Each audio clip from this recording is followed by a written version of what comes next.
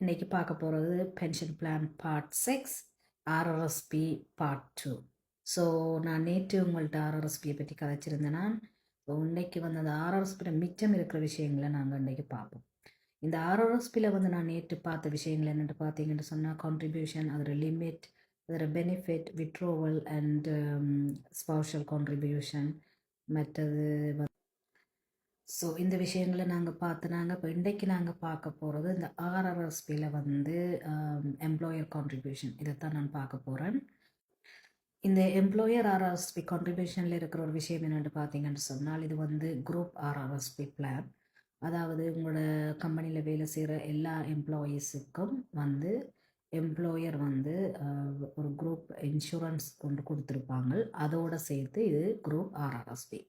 So இதில் வந்து பார்த்தீங்கன்னு சொன்னால், நீங்கள் ஒரு சர்டன் அமௌண்ட்டை வந்து நீங்கள் கான்ட்ரிபியூஷன் செய்வீங்க. அதாவது உங்களுடைய பேரோலில் வந்து உங்களோட பேரோலில் வந்து 2% நீங்கள் கான்ட்ரிபியூஷன் செய்கிறீங்கன்னு சொன்னால், எம்ப்ளாயரும் உங்களுக்கு 2% கான்ட்ரிபியூஷன் செய்வாங்க. அதாவது எம்ப்ளாயர் ஒரு சர்டன் பர்சன்டேஜ் வச்சுருப்பாங்க, 2%, 3%, 5%, 4%.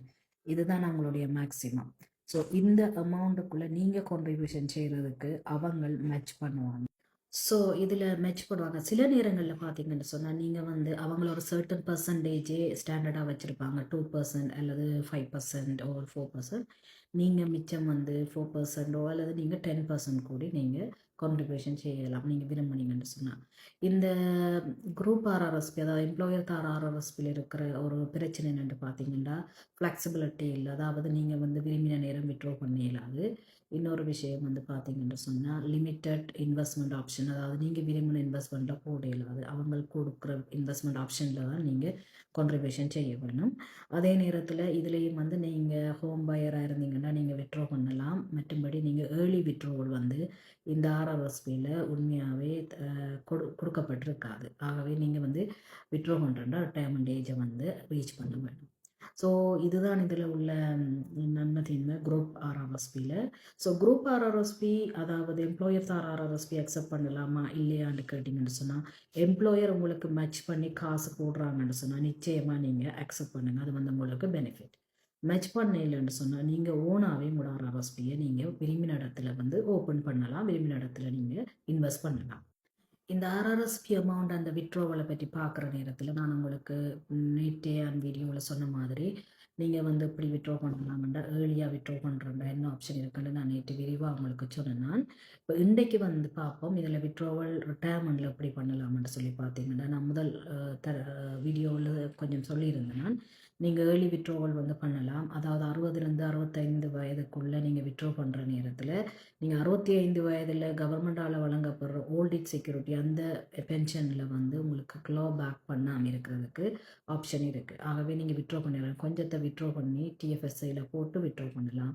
அப்படி இல்லை நீங்கள் இதிலேருந்து விட்ரோ பண்ணாமல் விட்டீங்கன்னு சொன்னால், நீங்கள் அப்படியே அதை கண்ட்ரிபியூஷனே அப்படியே வச்சுருந்தீங்கன்னு சொன்னால், ஆர்ஆர்எஸ்பி வந்து ஆர்ஆர்ஐஎஃப் ரெஜிஸ்டர்ட் ரிட்டையர்மெண்ட் இன்கம் ஃபண்ட் 71வது வயதில் அது நீங்கள் விரும்பியோ விரும்பாமலோ அது இன்கம் ஃபண்டாக மாறும். அதாவது பிளான், அதாவது சேவிங் பிளான் வந்து ஃபண்டாக மாறும். இந்த ஃபண்ட் வந்து பார்த்தீங்கன்னு சொன்னால், இந்த விட்ரோவல் லிமிட் எவ்வளோ வந்து பார்த்தீங்கன்னு சொன்னால், மினிமம் லிமிட் வந்து 5.28% வந்து 71 வயதில் வந்து உங்களுக்கு விட்ரோ பண்ண, அதாவது உங்கள்கிட்ட இருக்கிற மணியில் 5.28%. இதே இது 80 வயதாகும்போது இந்த அமௌண்ட் வந்து கூடும், இந்த பர்சன்டேஜ் வந்து கூடும். இது மாதிரி இந்த ஆர்ஆர்ஐஎஃப் வந்து பார்த்தீங்கன்னு சொன்னால், விட்ரோவல் அமௌண்ட் அந்த லிமிட் வந்து உங்களுக்கு மேக்ஸிமம் இவ்வளவு லிமிட், மினிமம் இவ்வளவு லிமிட் அண்டு அங்கே உங்களுக்கு சொல்லப்படும். அந்த அமௌண்ட்டை வந்து நீங்கள் மேக்ஸிமமோ மினிமம் வந்து நீங்கள் பிரித்து விட்ரோ பண்ணலாம். எவ்ரி மந்த் அல்லது எவ்ரி 6 மந்த்தோ வாட்எவர் 3 மந்த்ஸோ அப்படி நீங்கள் விட்ரோ பண்ணலாம். ஆனால் இதை விட்ரோ பண்ணாமல் இருக்க முடியாது, கட்டாயம் விட்ரோ பண்ணி ஆகணும். ஏண்டா இது வந்து அங்கால இன்கம் ஃபண்டாக மாறிடும். இதில் நீங்கள் செய்யக்கூடாத ஒரு விஷயம் என்னென்னு பார்த்தீங்கன்னா, ஆர்ஆர்எஸ்பியை அன்லஸ் உங்களுக்கு அர்ஜென்ட் அல்லது எமர்ஜென்சி இல்லைன்னு சொன்னால் ஆர்ஆர்எஸ்பியை ஒன் டைம் லம்சம்மாக விட்ரோ பண்ணுறதை தவிருங்க. அதை தவிர்க்கிறதால நீங்கள் இன்கம் டேக்ஸ் பே பண்ணுறதையும் தவிர்க்கலாம், குறைக்கலாம், அல்லது உங்களுக்கு பென்ஷன் பிளானையும் வந்து குறைக்கலாம். பென்ஷன் பிளான் வார அமௌண்ட்டை கூட்டலாம், வந்து குறையாமல் இருக்கிறதுக்கு தவிர்க்கலாம். சரியா? ஸோ ஆர்ஆர்எஸ்பியில் நீங்கள் செய்ய வேண்டிய முக்கியமான ஒரு விஷயம் என்னென்னு பார்த்தீங்கன்னா, நீங்கள் ஆர்ஆர்எஸ்பி பிளான் வச்சுருந்தீங்கன்னா நிச்சயமாக நீங்கள் பெனிஃபிஷரி ஒருவர் 2 பேரோ அல்லது கண்டிஜென்சி பெனிஃபிஷரி வந்து நீங்கள் அந்த நேம் வந்து அதில் போட்டிருக்க வேணும் கட்டாயம். இல்லாட்டி உங்களுக்கு இது ஏதாவது உங்களுக்கு ஒருவருக்கு ஆர்ஆர்எஸ்பி கான்ட்ரிபியூஷன் செய்தவருக்கு பிரச்சனை வர நேரம் அல்லது டெத் நடக்கிற நேரம் அந்த அமௌண்ட் வந்து எஸ்டேட்டுக்கு தான் போகும். ஆகவே வந்து இந்த இதில் வந்து கட்டாயமாக வந்து நீங்கள் கன்சிடர் பண்ண வேண்டிய ஒரு விஷயம் பெனிஃபிஷரி. இன்னொரு விஷயம் வந்து பார்த்தீங்கன்னா, இந்த ஆர்ஆர்எஸ்பி வந்து நீங்கள் எங்கே போடுறீங்க, அதாவது ஆர்ஆர்எஸ்பியை வந்து நீங்கள் மியூச்சுவல் ஃபண்டில் போடுறீங்களா, இல்லை ஜிஐசியில் போடுறீங்களா, அல்லது செக்ரிகேட்டட் ஃபண்டில் போடுறீங்களான்றது ஒரு முக்கியமான விஷயம். செக்ரிகேட்டட் ஃபண்டில் நீங்கள் போடுற நேரம் அது வந்து under the category of insurance ஆக்டுக்கு கீழே வாரதால் உங்களுக்கு வந்து எஸ்டேட் பிளானிங் வந்து இந்த எஸ்டேட் ப்ரோசஸ் வந்து இலகுவாக இருக்கும். இதே இது மியூச்சுவல் ஃபண்டில் கான்ட்ரிபியூஷன் செய்வீங்களா இருந்தால் உங்களுக்கு வந்து ப்ரோசஸ் பெனிஃபிஷரி நேம்டு பெனிஃபிஷரி இருந்தாலுமே ப்ரோசஸ் வந்து கொஞ்சம் காம்ப்ளிகேட்டடாக இருக்கும். ஸோ ஆர்ஆர்எஸ்பி கான்ட்ரிபியூஷன் செய்தவர் ஒரு கட்டத்தில் இறக்குற நேரத்தில் இந்த பெனிஃபிட் வந்து அதான் ரோல் ஓவர் ஆகுமா என்று சொல்லி கேட்டிருந்தேன். நீங்கள் அதை ட்ரான்ஸ்ஃபர் பண்ணப்படுமான்ட்டு சில பேருக்கு அந்த கேள்வி இருந்தது. ஸோ ஆர்ஆர்எஸ்பி வந்து கான்ட்ரிபியூஷன் செய்கிறவர் டெத் நடந்தால் அவருடைய ஸ்பவுஸ் உயிரோடு இருந்தால் அந்த ஸ்பவுஸுக்கு வந்து அது ரோல் ஓவர் ஆகும். அதாவது விட்ரோ பண்ணுற இயலாது, ரோல் ஓவர் ஆகும். அதாவது டேக்ஸ் இல்லாமல் அது ட்ரான்ஸ்ஃபர் பண்ணப்படும். ஆனால் எங்கே அங்கே டேக்ஸ் வந்து சார்ஜ் பண்ணப்படும்னா அந்த ஸ்பவுஸ் வந்து விட்ரோ பண்ணுற நேரத்தில் வந்து அவருக்கு அந்த இயற்குரிய டேக்ஸ் ப்ராக்கெட் என்னவோ அந்த அமௌண்ட் வந்து அவருக்கு சார்ஜ் பண்ணப்படும் அந்த ஸ்பவுஸுக்கு. அந்த ஸ்பவுஸ் வந்து withdraw one time full amount பண்ணக்குள்ள அந்த இயருக்கு ஹை டேக்ஸும், அதே இதை பிரித்த ஒரு வருடமாக பண்ணுற நேரத்தில் வந்து அது வந்து அந்த இயருக்குரிய என்ன ப்ராக்கெட் அவங்களுக்கு இருக்கோ அதன்படி சார்ஜ் பண்ணப்படும். ஸோ இதே இது ஸ்பவுஸ் இல்லை, நீங்கள் வச்சுருக்கிற ஆர்ஆர்எஸ்பி உங்களுக்கு பிறகு டிபெண்டனுக்கு ட்ரான்ஸ்ஃபர் ஆகுமான்னு கேட்டிங்கன்னு சொன்னால் அது வந்து மைனர் டிபெண்டனாக இருந்தால் 18 வயதுக்கு குறைந்தவராக இருந்தால் அது அந்த அமௌண்ட் வந்து அன்யூட்டியாக மாறி அது அந்த பிள்ளைகளுக்கு வருடம் வந்து அது அமௌண்ட் வந்து டிவைட் பண்ணி கொடுக்கப்படும்.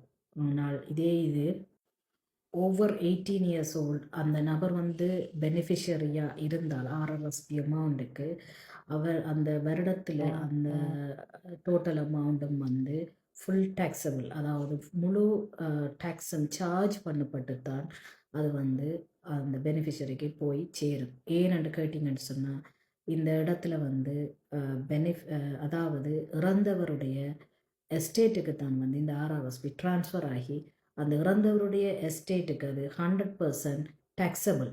ஆகவே அதுக்குரிய ஃபுல் அமௌண்ட் டேக்ஸும் சார்ஜ் பண்ணின பிறகு தான் அது வந்து பெனிஃபிஷரிக்கு போகும். அது பெனிஃபிஷரி ஓவர் 18 இயர்ஸாக இருந்தால். அதே நேரம் பெனிஃபிஷரி வந்து டிபெண்டன் வந்து டிசேபிளாக டிசபிலிட்டி டிபெண்டனாக இருந்தால், அவங்களுடைய சைல்டு டிசபிலிட்டியில் டிபெண்டனாக இருந்தால் அந்த ஆர்ஆர்எஸ்பி அமௌண்ட் வந்து ரெஜிஸ்டர்ட் டிசபிலிட்டி சேவிங் பிளான் இந்த அக்கௌண்ட்டுக்கு கீழே இந்த அமௌண்ட் வந்து அந்த நபருக்கு ட்ரான்ஸ்ஃபர் ஆகும்.